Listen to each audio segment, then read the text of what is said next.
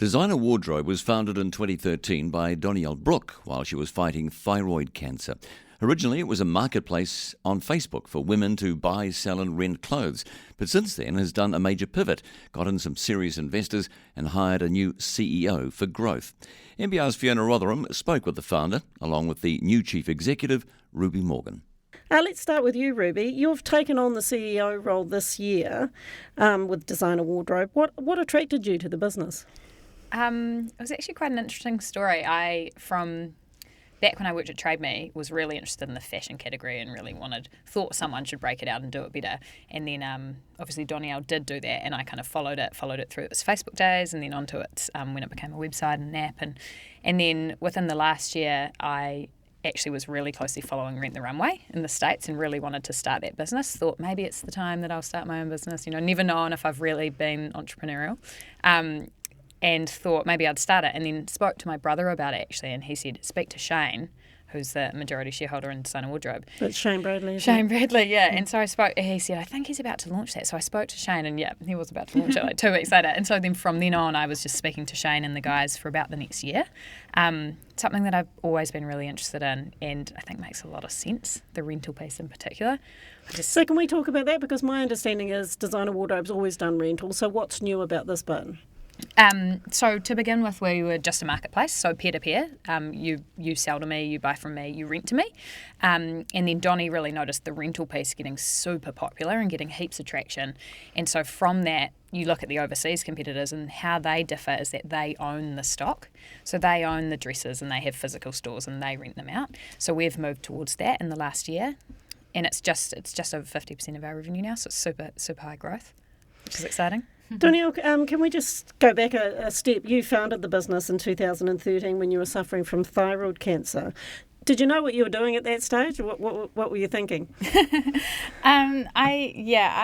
was definitely a journey for me. I had a few little businesses, like while I was hairdressing, I had started a few jewellery labels and things like that. And for me, creative, I love making things, and that's kind of where it all comes from. So I never saw myself going down a road of having a startup. I always imagined small businesses, but Designer Wardrobe just kind of like grew a lot bigger than I ever imagined. So when I created Designer Wardrobe, I had a big vision for it, but I kind of had to adapt as I grew with that journey because it just grew a lot bigger than me.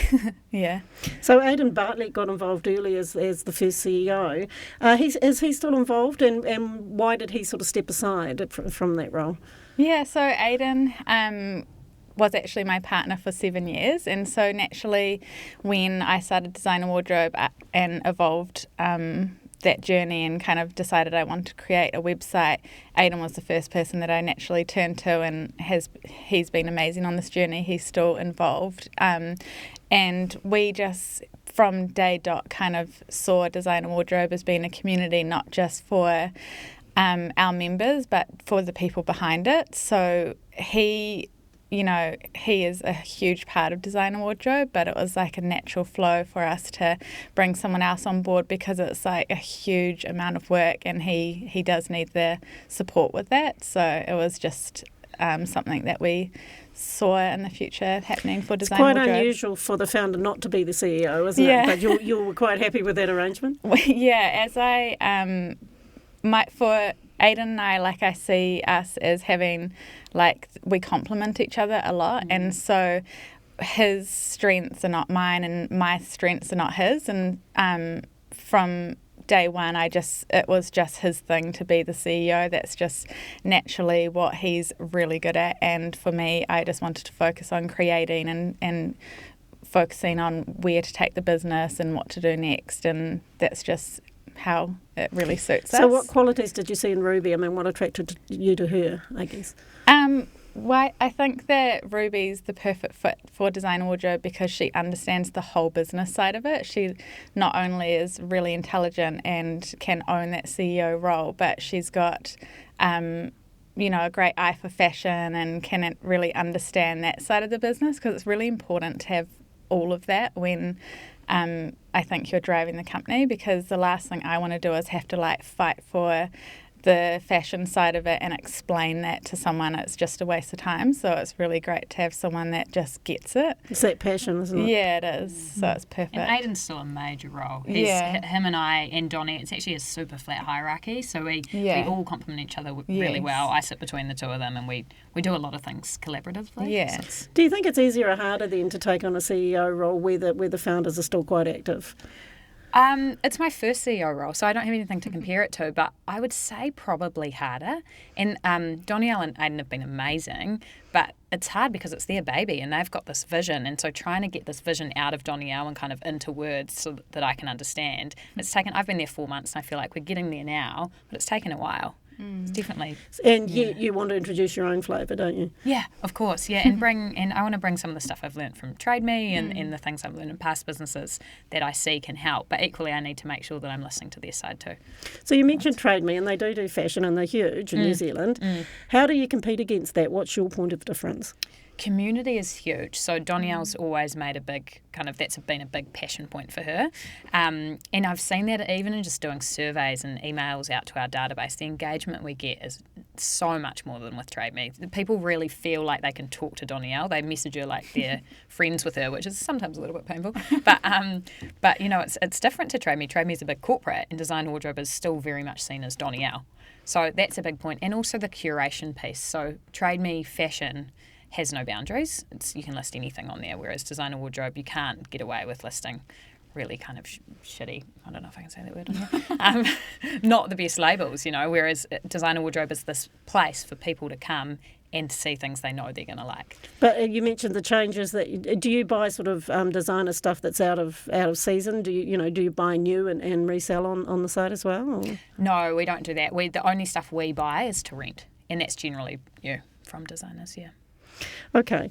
Donielle, what's been the biggest hurdle in running the business so far?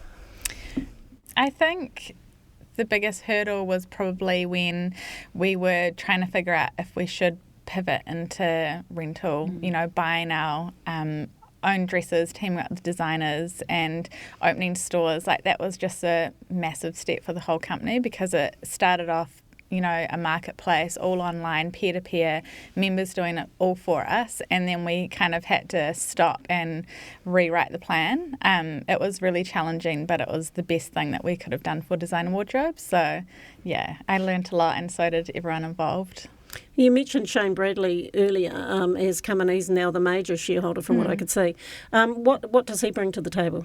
He's got a lot of entrepreneurial experience. I guess with him, he's built so many businesses from scratch and he moves really quickly and he gets that fast-paced pivoting kind of side, whereas the other balance we have Simon Mutter as our chairman, and he's quite opposite, right? He's a corporate through and through, and so those two together create this really kind of confusing sometimes balance, but they both bring quite different things. And Shane's actually in a shared office with us, so he's really accessible, which is awesome. Yeah. Why do you think rented wardrobe's becoming more popular? What's driving that? A couple of things, Like there's a big trend around people not wanting to own stuff. People kind of love this sharing economy. Everyone wants to be seen being minimalist, and so that's a big piece. We also have really young girls so ball season's massive for us because they're renting $1,000 dresses and they wear them once, Yeah. And same with social media. People can't be seen wearing the same thing more than once, and so they rent it through us and then they don't wear it again, and so they get this picture and they don't have to own these things. So I think there's a kind of an alignment of quite a few trends at once. But a big up and coming for us, which we're really looking at and really excited about, is subscription. So the couple of overseas competitors, Rent the Runway and Glam Corner, that do really well, that's been huge for them. So they've launched it kind of within the last couple of years and it's already half of their revenue. So how that would work is it's quite a different offering. So it's less event gowns and more workwear jackets and suits and things that you can wear every day. And someone will, say, pay $100 a month and they'll have 6 or 8 items that they can just rotate. And so then it's kind of like the old Netflix model, and so you get your kind of 8 DVDs and then decide you're done with one. You choose your plan and you get a certain number of garments per month. Yeah, and you can just cycle them as you wish. So it's great. And it means that instead of this event wear category, which is small, it's big and enough that's a one-off fee? Yeah. Yeah, so it's a one-off monthly fee, all the cleaning, everything's included. So that for us, we need to grow our inventory to that point that we can do that, and that's the next big exciting thing. So what sort of time frame around that? Hopefully 18 months. Yeah. Fingers crossed. Donielle, when you started with a little Facebook page, Yeah. did you imagine it would grow this big? And what are your aims for the company? Yes, I always had, a massive vision for designer wardrobe, and it is a lot kind of bigger than I thought that it would be now. But because we've created rental and all that type of thing, I can see it heading to a place where we've got a lot more stores around New Zealand. So we'd love to kind of open another store in Auckland and then maybe Wellington or Christchurch. So, after the subscription, we're just going to keep focusing on that. Because that's quite a thing that's happening now. Online shopping is increasing, but people still like to come. I mean, Allbirds are looking at opening, a physical store as well, aren't they? Do you see that as a trend, Ruby? Or Definitely. Yes, we have one store at the moment, and it's unbelievably popular. We get kind of a couple of hundred people through the door a day, and it's just jammed, and we know we need to do more of those. And so it's obviously hard being I'm typically from an online background, and so spending this money on physical stores is a mental challenge, but you see it, how it's being embraced, and people love it. So we'll definitely keep rolling them out. So you mentioned a couple of American companies that you're sort of emulating. Does that mean you're just a New Zealand-based company, or are you looking at further, spreading offshore at all? At this stage, our focus is definitely New Zealand. We've kind of done a heap of work on the latent market demand here, and we see that from where we're at now, which is just over 1,000 dresses, getting to 20,000 pieces should be not easy, but doable within New Zealand. So without the distraction of overseas, I think we'll be a bit more focused. All right. Well, thanks very much, Ruby and Donielle. Thank you so much.